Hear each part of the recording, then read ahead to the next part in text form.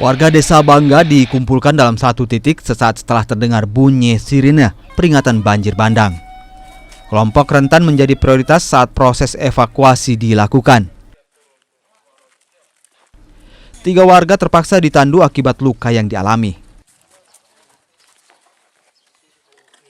Mereka yang lanjut usia dan ibu hamil diperiksa kesehatan sambil menunggu kondisi terkendali.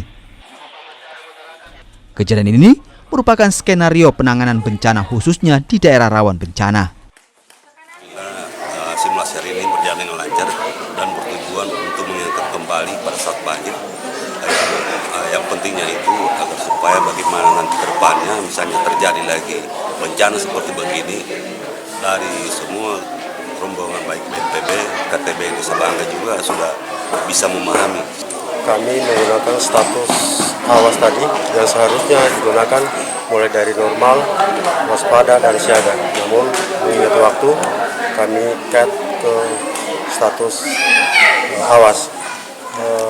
Harapannya ini untuk mengingatkan kewaspadaan dini kepada masyarakat, terutama kelompok rentan yang ada di Desa Bangga. Desa Bangga menjadi salah satu daerah yang terdampak banjir bandang pada tahun 2019 lalu. Rumah warga tak bisa ditempati lagi karena tertimbun lumpur hingga di atap rumah.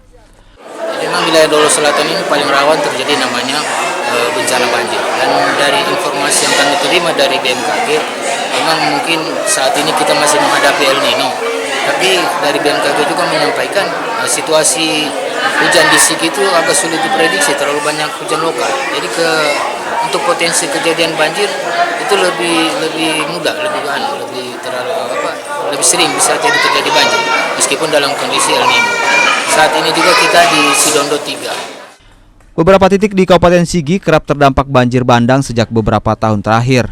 Simulasi bencana merupakan bagian dari mitigasi bencana bagi warga yang daerahnya rawan bencana. Adrin Talara, Kompas TV, Sigi, Sulawesi Tengah.